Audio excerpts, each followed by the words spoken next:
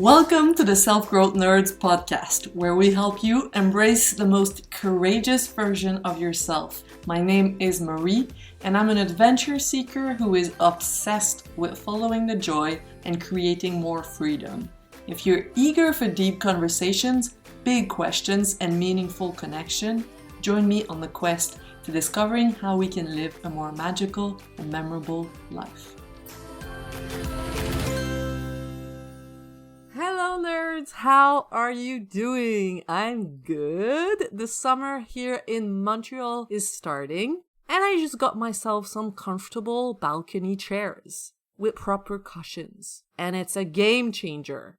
I spend so much more time outside now to drink my coffee or to work or to talk on the phone, and I was telling a friend about it yesterday, and she was like, "What? But you've lived there for 6 years!" Can you believe that for 6 years I had no chairs, or later on just cheap plastic chairs that you can only endure for 15 minutes? I guess I didn't think it was essential. Why do we do this to ourselves? Sometimes we just need to make a small change to massively improve the quality of our life. I did the same with my office. For years I worked on the kitchen table with my laptop, no mouse. It was fine, I guess. But then recently, I bought a laptop stand, Ollie got me a second screen, and I bought a $30 mouse. And I was like, what? What have I been doing? This makes everything easier, and it cost me less than $100. Anyway, today we're talking about self-love, and I think that's pretty accurate, right? Let me ask you this. What do you think of yourself? Do you think you're just alright, or do you think you're amazing? Where are you on that spectrum? Because if you think you're just alright, then I guess it makes sense not to get yourself some proper chairs and a mouse. One of my favorite books is The Perks of Being a Wallflower by Stephen Chbosky. One of his famous quotes is, "You get the love you think you deserve." Let's take dating as an example. If you go out there feeling lukewarm about yourself and thinking, "I hope it works out this time, I hope they like me and they don't think I'm too tall," that vibe is going to come off of you. And I'm not saying bullshit like you've gotta love yourself before you can love someone else. Nope. You can 100% love someone from a place of self-doubt. But then you are more likely to look to them to fulfill your needs and make you feel better about yourself. And that creates codependency. I'd say that when I met Ollie, I was about 50% confidence, 50% self-doubt. I was not sure about my looks, not sure about my talents as an illustrator, not sure about a bunch of stuff. So when I brought an illustration I had done to Ollie, for example, and he said, "Oh, cool," I got really annoyed. I had a belief that my partner should think I'm amazing. I guess because maybe that's how my parents showed their love to me.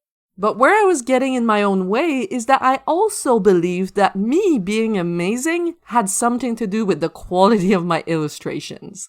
I was desperate for Ollie to fake some compliments so I would feel worthy.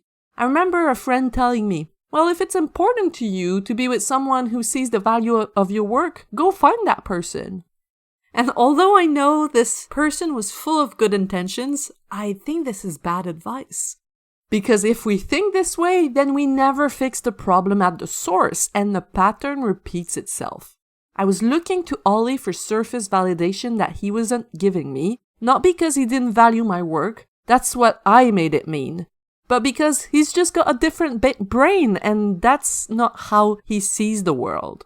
We see things differently and have different needs. And I'm thankful to know that now, because if he'd said, "Wow, your illustration is amazing," then I would never have learned to validate myself, to fulfill my own need for recognition. You will find people to love you no matter how much you love yourself or not, because you are intrinsically lovable.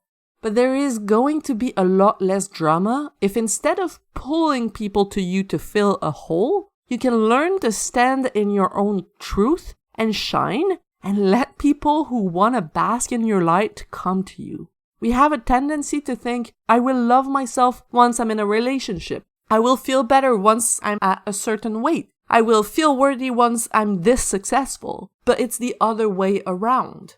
Yes, the results we create can boost our confidence.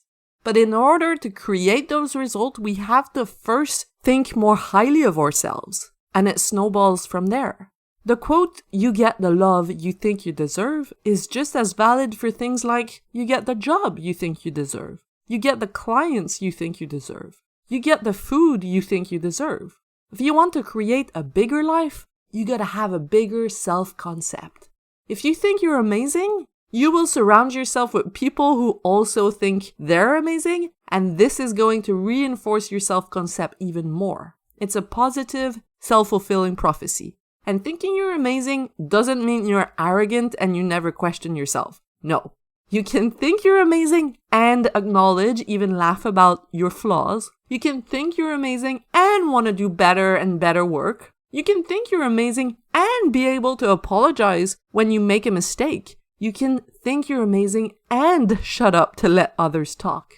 Recently, I spent a few days on the film shoot of an outdoor brand. They are making a movie about my story for the Winter 2021 campaign. The director was young and pretty renowned. He impressed the hell out of me.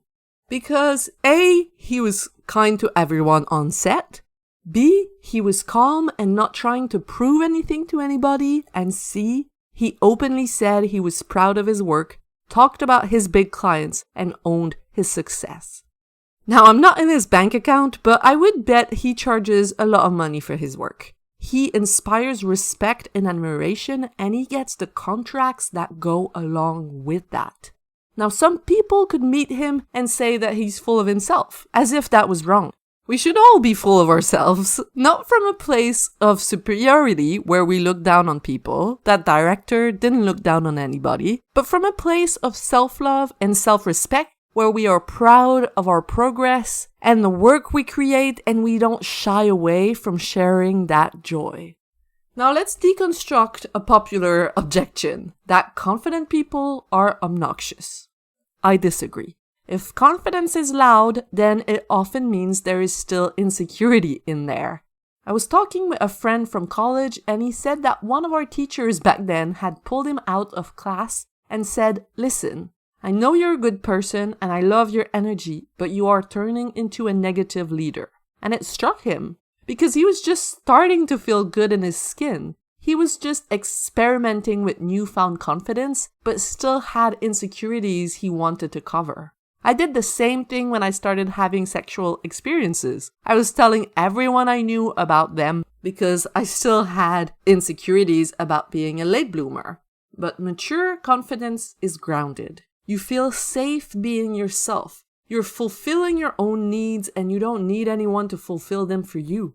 You feel comfortable letting others be and speak their truth because you allow yourself to be and to speak your truth without worrying what everyone else will think.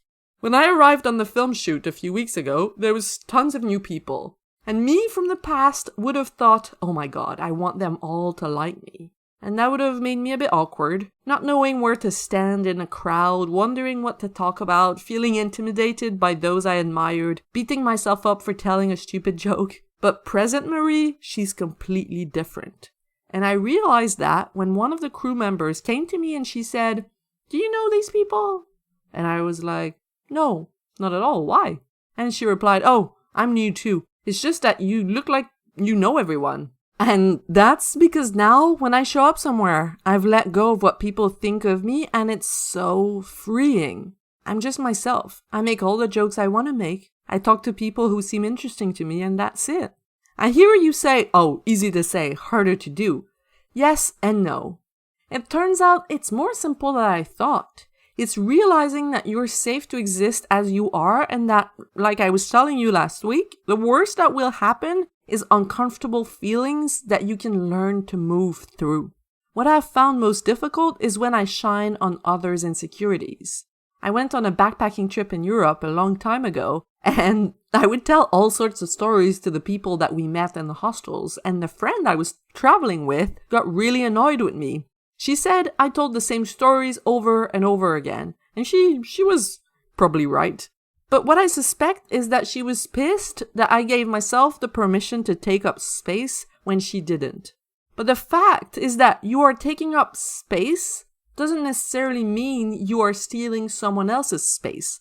There is space for us all, and we can even create even more of it. I will gladly make space for you, but you gotta be willing to step into the light. I cannot pull you into it. If a door opens, you have to decide that you're worth enough to enter. Oh my god, there is so much more I want to say about confidence, but that will have to wait for another episode because as I record this, it's Friday and I'm eager to start my weekend.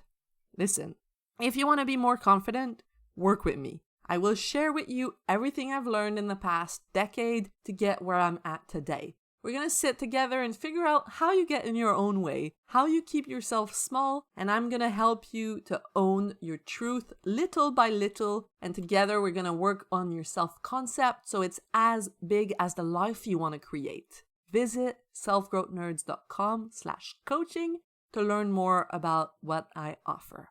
And I will talk to you next week. Bye-bye!